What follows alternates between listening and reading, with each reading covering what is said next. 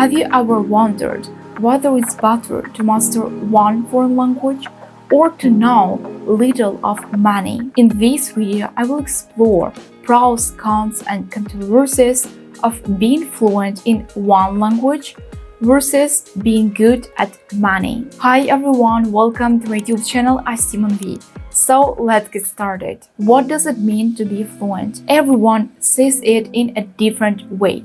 For someone, it's a great comprehension of books and series. Meantime, for another person, it can be about fluent communication.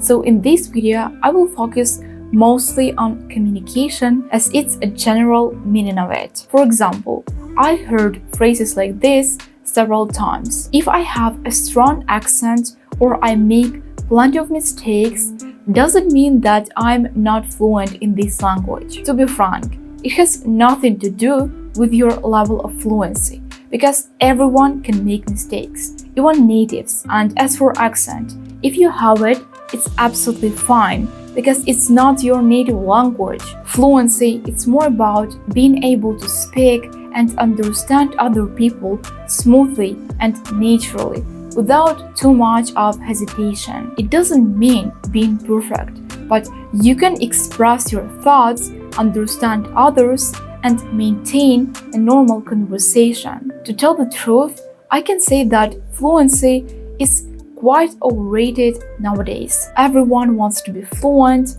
and eventually they forget about their main goals. For what do they need this language? When you ask them, why do you want to be fluent? They are just like, well, everyone wants to be fluent, so I want the same. You can know a language without being fluent, because learning a language, it's about achieving your personal goals and milestones. It's not about following the crazy crowd that decided that everyone has to be identical. I think that fluency should be measured differently for native and non-native speakers, because their experiences with the language are completely different. For native speakers, fluency usually means speaking effortlessly and naturally, since they've been using this language during all their life. For non-native speakers, fluency focuses more on how well they can communicate their ideas, even if their speech is not perfect. Non-native speakers can pause more or make small grammar mistakes, but they can still be fluent if they understand most of the context from this conversation, and they can reply. The key here is effective communication, not perfection. Advantages of knowing many languages. Many people assume that if you learn several foreign languages, but you can't speak fluently in all of them, it's pointless. But we all have different reasons for learning, and it doesn't mean that if I learn 4 foreign languages, I want to be fluent in all of them. For example, Turkish. I was learning Turkish not to become fluent. My goal was to understand Turkish series. I didn't need this language for communication. That's why this generalization is so dumb. If you learn several foreign languages and you're not fluent in each of them, it does make sense, as long as it aligns with your goals and plans. As for confusing and mixing out the languages, yeah, here it's not that certain. Of course, it depends on the languages that you learn at the same time, but I can say that in both cases it will be tough, whether you learn similar languages or completely different ones. In first case, you'll mix all the similar words, and in second one, your first language will not help you with your second one, and that's why it will take more time to learn it. However, it's not that impossible, and I had both of these experiences. I just found an appropriate way how to do that for me, and now it's not that difficult. If you want to say that, oh, if you know so many foreign languages, it means that you know none of them properly, well, I don't start learning a new foreign language until I get an intermediate level in the previous one. usually it's B1, and it doesn't even depend on my goal, because basics can be easily forgotten if you all of a sudden start consuming new information. All those words and rules, you'll forget them because you have such a huge amount of new information in another language. And one more thing is, for what do I need to learn all these foreign languages if English saves me everywhere? Firstly, not everywhere, and secondly, okay, it's your choice. But I choose to learn other languages, other cultures, to understand people better. It's not for everyone, I know, but it's my way. So you can choose yours, because there are people who learn foreign languages just out of interest, and there are other people, most of the people in this world, who learn foreign languages out of necessity. So of course they want the shortest way, because the only thing that they care about is that final goal, is what will they get in time. They don't care about all this process, about enjoying it. Benefits of being fluent in one language. I know plenty of people who are happy with knowing only one language.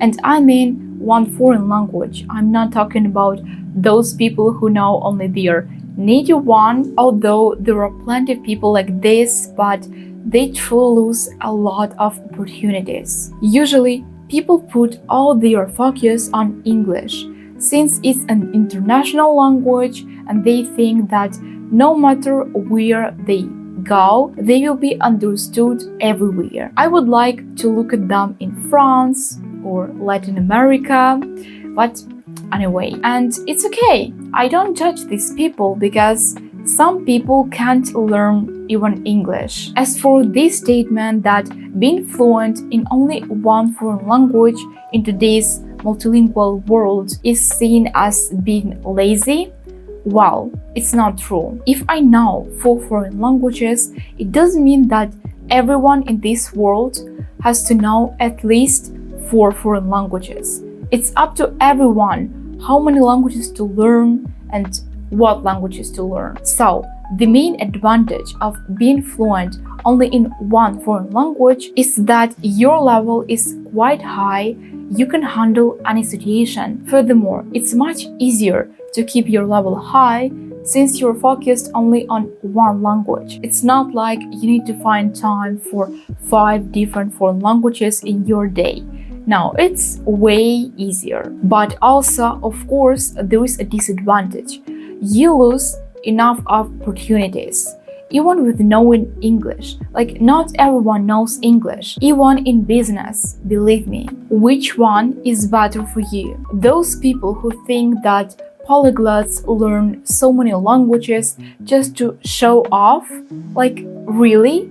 It can be an additional thing that you want, like to boast with your knowledge, but not the primary one. Because just imagine, you spent so many years, months on learning a language. You give up, you restart again and again. You're confused because you understand absolutely nothing. You mix all of your languages, and plus you start forgetting your native one. Additionally, other people don't make your work easier by saying to you that you're wasting your time. There is Google Translator, like stop doing that, going through all of this.